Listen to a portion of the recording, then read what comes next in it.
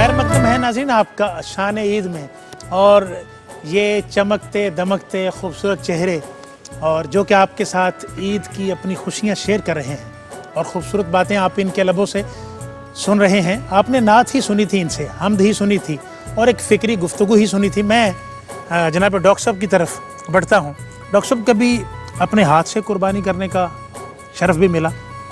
اور اصل میں میرا جو اینڈ ہے وہ اس بات پر میں فوکس کر رہا ہوں کہ کبھی آپ نے خود قربانی کی ہو اور بکری کی کوئی ٹانگ شانگ یا کوئی بڑے جانور کی ٹانگ شانگ لگ گئی ہو، اس کو قابو کرتے ہوئے وہ ایک دم وہ جو ماحول بنتا ہے، اصل میں ہماری جو کوئی ایسا ایکسپیرینس؟ جی ہماری جو فیملی ہے وہ فیملی تو زمیندار فیملی ہے۔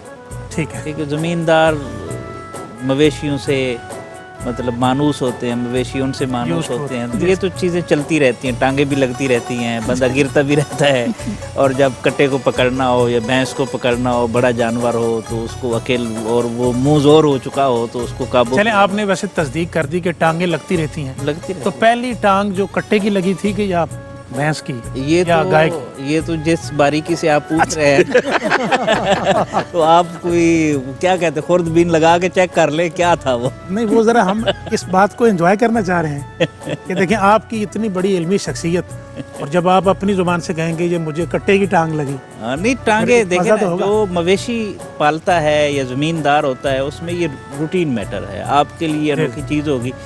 آپ تو کوئی ایسا واقعہ شیئر میں آپ تو بیچارے معصوم ہیں نا، عید والے دن ہی ایسی چیزیں انجوائے کر سکتے ہیں نا، اور ہمارے یہاں تو پورا سال یہ سلسلہ جو ہے وہ چل رہا ہے۔ ویسے جو شہری ہوتے ہیں نا سر، ان کو پریکٹس نہیں ہوتی، ان کو جب ٹانگ لگتی ہے نا تو پھر ان کی تو ایک بار طبیعت صاف ہو جاتی ہے۔ ایسے ہی جب یہ اس حوالے سے کوئی ایسی بات شیئر کرے ہمارے ناظرین سے؟ ایسا کوئی میرے ذہن میں تو نہیں ہے، چونکہ جانور کافی سارے ہوتے تھے تو یہ روٹین میں پورے کے پورے ریوڑ کو ہانک کے لے جانا، لے آنا، ان کا چارہ کاٹنا، پھر ان کا گٹھا بنانا، پھر خود اٹھانا، یہ ساری۔ سر ان میں سے اگر کوئی بھاگ کر ایک یا دو جانور بھاگ بدک جاتے ہیں، جانور تو جانور ہے نا، اس کے پیچھے پھر دوڑ لگانے، اس کے پیچھے پھر وہ باقیوں کو سنبھال کے اس کے پیچھے وہ پھر واپس آ جاتے ہیں، کدھر جانا ہے جانور نے۔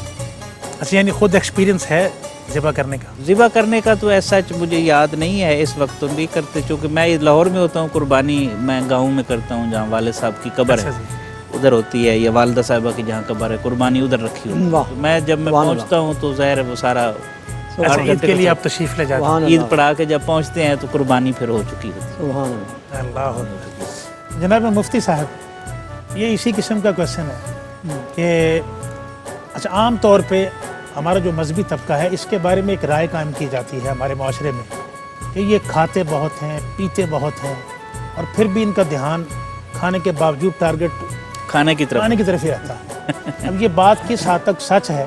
اور اگر میں آپ سے سوال کروں کہ آپ ایک وقت میں میکسیمم کتنا گوشت کھا سکتے ہیں؟ کبھی تجربہ تو ایسا نہیں ہوا، اگلی عید پر جو ہے وہ تجربہ کرنا ہے، پھر بتانا۔ یہ ہے کہ ابھی کوشش کریں گے اور اس کو تول کے دیکھ لیں گے کہ کتنا ہے، پھر نیکسٹ پروگرام میں بتا سکتا ہوں کہ سر اندازاً بتا دیں۔ ویسے الحمدللہ اللہ کا شکر ہے کہ اللہ تعالیٰ نے دین کی برکت سے، اور میرے جتنے بھی بھائی بیٹھے ہوئے ہیں، میں ببانگ دوہل کہتا ہوں کہ جو دین کے ساتھ منسلک ہے، آقا کریم صلی اللہ علیہ وسلم ثناخوانی کے ساتھ منسلک ہے، جو بھی اللہ تبارک و تعالیٰ اس کو ویسا رزق عطا فرماتا ہے کہ ایسا رزق کسی کو نہیں ملتا، اور ظاہری اس کے جو ذرائع آمدن ہیں وہ بھی اتنے نہیں ہوں گے جتنے عام لوگوں کے ہیں، لیکن اللہ تبارک و تعالیٰ اس کو بہت رزق عطا فرماتا ہے۔ اور آپ کا تو ویسے بھی چونکہ ماشاءاللہ ادارہ ہے آپ کا، جی اور کتنے اسٹوڈنٹس پڑھتے ہیں، تو آپ تو دیکھیں ان کو جو ہے نا وہ خوشیاں پرووائڈ کرتے ہیں، الحمدللہ ان کو سارے سورسز پرووائڈ کرتے ہیں، یہ تو اللہ کا خاص کرم ہے آپ پر۔ اچھا، ویسے ایک بات مجھے بتائیں آپ، ہم بھی پوچھ سکتے ہیں نا، ظاہر ہے آج تو پوچھا جا سکتا ہے ہمدانی صاحب؟ سر کوئی مشکل کویشچن نہ ہو؟ نہیں مشکل نہیں بالکل۔ دیکھیں میں نے وہ کیا کہتے ہیں، تلخیاں ساری درگزر کرنا، آ گیا ہے زندگی بسر کرنا۔ ہم نے کوئی آپ سے انتقام تھوڑی لیا۔ ٹھیک ہے، بہت آپ تو ویسے سر آپ تو مشہور و معروف ہیں محبت کرنے میں، اللہ پولائٹ ہیں آپ الحمدللہ۔ آپ نے مجھے پہلے یہ تعارف کرایا تھا کہ پہلے جو ہے وہ کر رہے ہیں کہ کوئی ایسا سوال نہیں، اس لیے میں نے خطرے کو جو ہے نا وہ لیمیٹائز کر دیا۔ افضل بھائی نے تعارف میں بھی کہا تھا کہ بڑے سافٹ ہیں۔ ہاں نہیں، بہت معصومانہ بات کر رہے ہیں۔ اللہ تعالیٰ سلامت رکھے۔ یہ کبھی معصومیت کے انداز میں بھی بہت زبردست اٹیک ہو جاتا ہے۔ جی نہیں، وہ ایسی کوئی بات نہیں ہے۔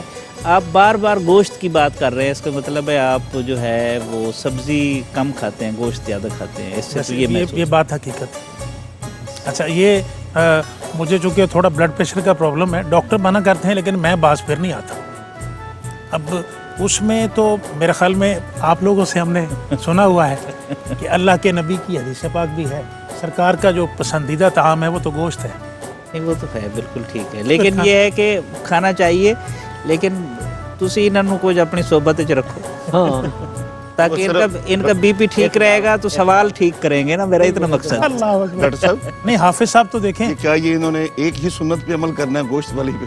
بلکہ اس نہیں ابھی دوسری ڈشز پہ آتے ہیں، لیکن ڈاکٹر صاحب حافظ صاحب ابھی بتا رہے تھے کہ بلکہ حافظ صاحب نے بتایا کہ مجھے یہ جو برائلر ہے اس سے الرجی ہو جاتی ہے، میں صرف گوشت اور دیسی مرغا دیسی انڈا اسے کوئی نہیں ہوتی۔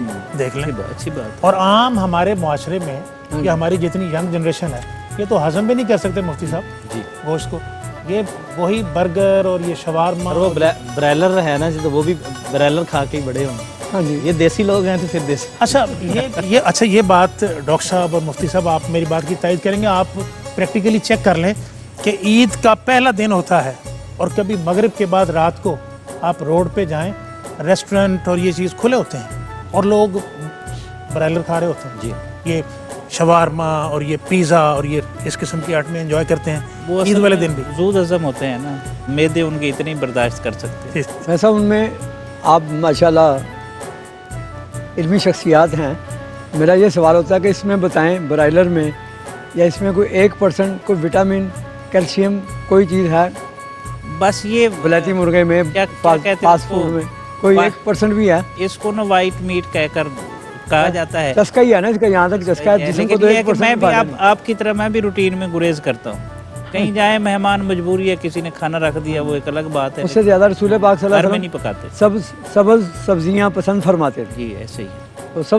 سبزیاں کھانا زیادہ اچھی نہیں بات، بالکل۔ آپ کی پسندیدہ چیزیں۔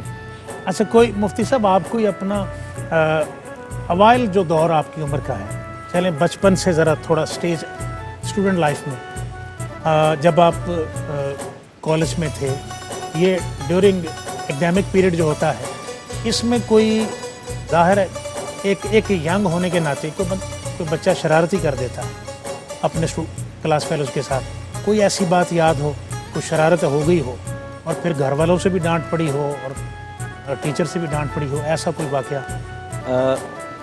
اپنا انشائی بھائی اصل میں اس طرح ہے کہ بچپن میں میں بہت زیادہ شرارتی تھا، سبحان اللہ۔ اور پھر بس یہ کچھ تبدیلی کہتے ہیں جی، عادت تبدیل نہیں ہوتی، لیکن میں محسوس کرتا ہوں کہ بزرگوں کی صحبت سے اور ان کی مجلس میں بیٹھنے سے بہت زیادہ تبدیلی، ورنہ میں معذرت کے ساتھ عرض کرتا ہوں اگر پسند فرمائیں جی جی تو بہت آپ شرارتی تھے جب آپ، تو کوئی ایک شرارت شیئر کر دیں، مطلب عید شو ہے اس میں جی کوئی میں عرض کرتا ہوں، ہم مطلب اسکول میں تھے، گاؤں میں جب اسکول میں تھے تو ہم کلاس فیلوز کا ہمارا گروپ بن جاتا تھا، تو ہم اسکول سے نکل جاتے تھے، ٹھیک ہے، یا تو گھر سے آنا ہے اور کہیں دکان پہ بیگ رکھ کے نکل جانا، اور پھر ہم نے سارا دن باہر پھرنا، اچھا اس میں کچھ کھیلنا وغیرہ بھی ہے، اچھا وہ ہمارے پنجابی میں باندر قلعہ بڑا معروف ہے، اچھا وہ کھیلتے تھے، اور ایک مرتبہ اس طرح ہوا ہے کہ اتفاق سے ایک لڑکے کو زیادہ مار پڑ گئی، وہ جوتے زیادہ پڑ گئے،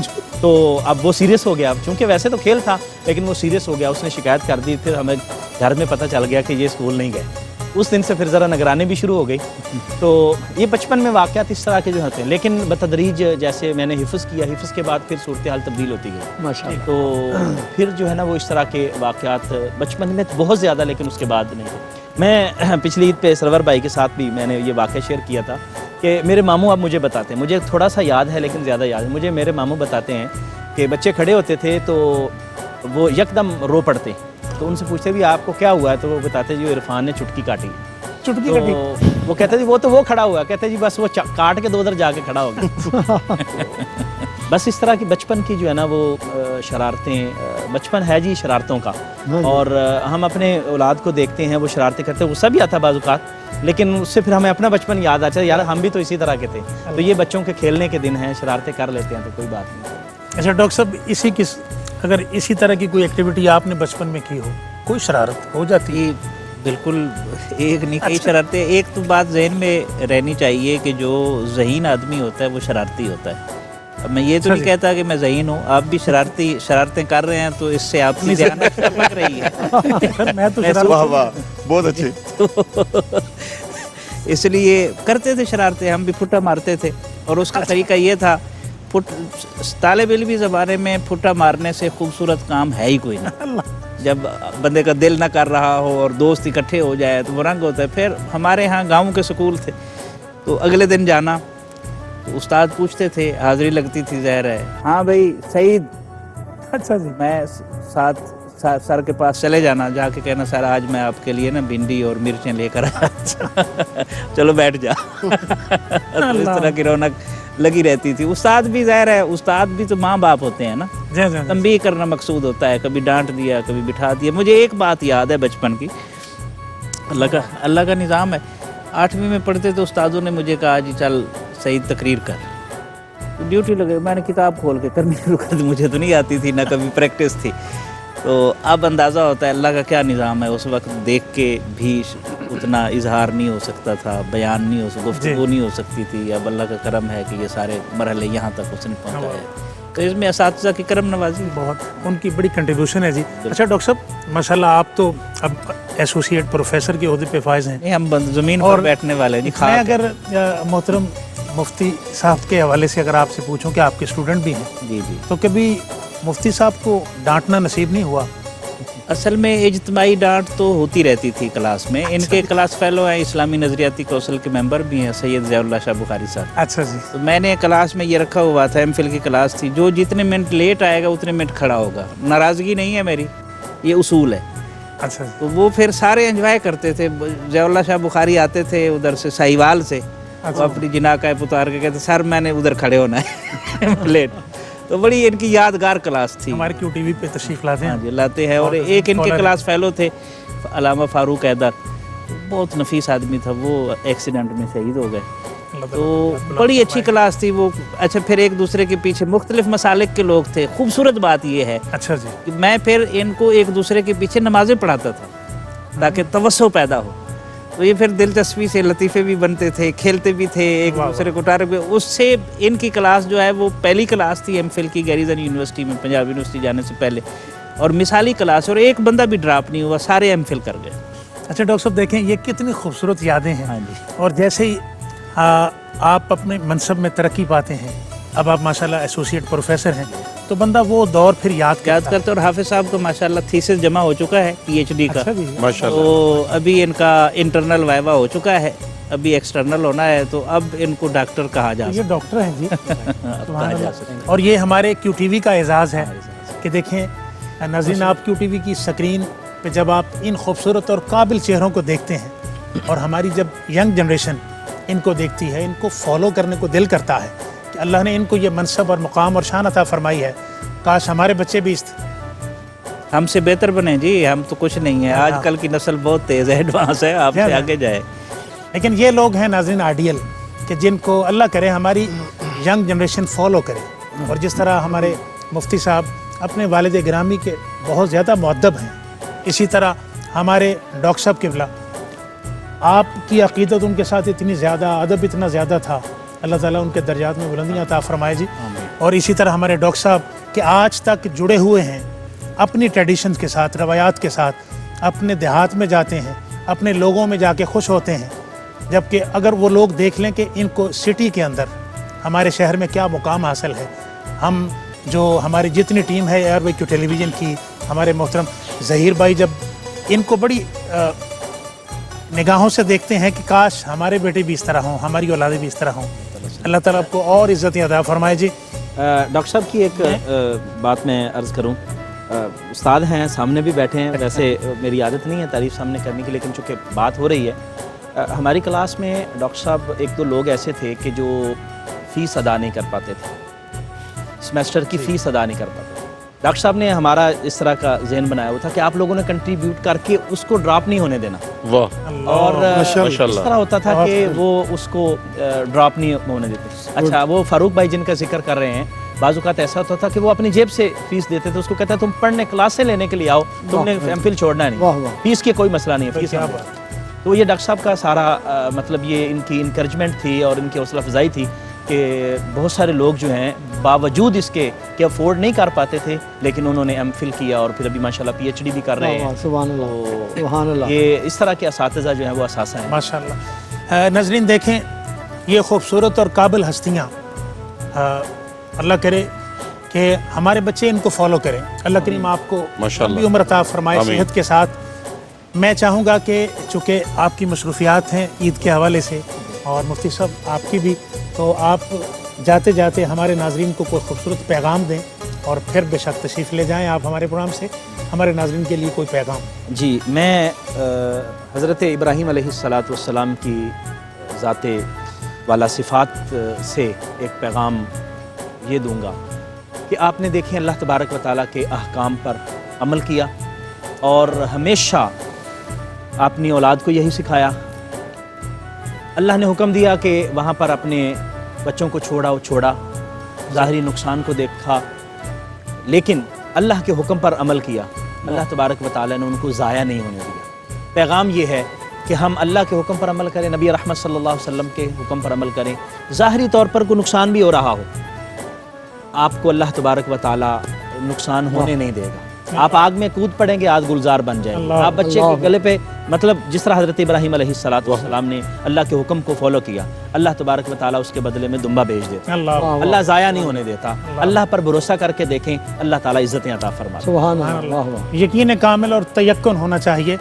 اسی طرح جناب ڈاکٹر صاحب جی کہ اپنا اس پیغام. میں دیکھیں نا, ماں اور بیٹا تھے نا, بے آب و گیا وادی میں, آج وہ مکہ ہے. اللہ اکبر. اگر اخلاص ہو تو اس سے مضبوط معاشرت جنم لیتی ہے. اللہ اکبر. مضبوط معاشرت کے بعد وہ بے آب و گیا وادی جس کو زمانے کے معماروں نے رد کر دیا تھا, اللہ اکبر. آپ اندازہ لگائیں وہاں دنیا کی ہر نعمتیں, ہر طرح کی نعمت اور ہر طرح کا پھل ملتا ہے. تو اس سے مستحکم معیشت. جی جی. دوسرا سبق, آج ہم پریشان ہیں نا, مضبوط معاشرت, مستحکم معیشت, اور پھر وہ حضرت ابراہیم علیہ السلام اور حضرت اسماعیل علیہ السلام کی اولاد سے تھے سارے کے سارے, جو سارے حج کا نظام دیکھتے تھے, اور وہ سیاست تھی, وہ مہذب سیاست. یہ سبق ہے ہمارے لیے, اللہ. مضبوط معاشرت اور مستحکم معیشت اور مہذب سیاست. یہ پیغام بھی ہے اور سبق بھی ہے. اگر ہم ان کے راستے پر چلیں گے تو یہ نعمتیں ہمیں بھی نہیں. اللہ اکبر. سبحان. ناظرین میں جناب ڈاکٹر سعید احمد سعیدی صاحب آپ کا بہت شکریہ ادا کرتا ہوں. اور ناظرین یہ بہت قیمتی لوگ ہیں, اور اسی طرح جناب محترم مفتی حافظ عرفان اللہ سیفی صاحب آپ کا بھی شکریہ ادا کرتا ہوں. اور ناظرین یہاں پر ایک مختصر سا وقفہ ہے, ایک وقفے کے بعد ہم لوٹتے ہیں, آپ اس امید کے ساتھ کہ ہماری اس نشریات میں کہیں نہیں جائیں گے آپ.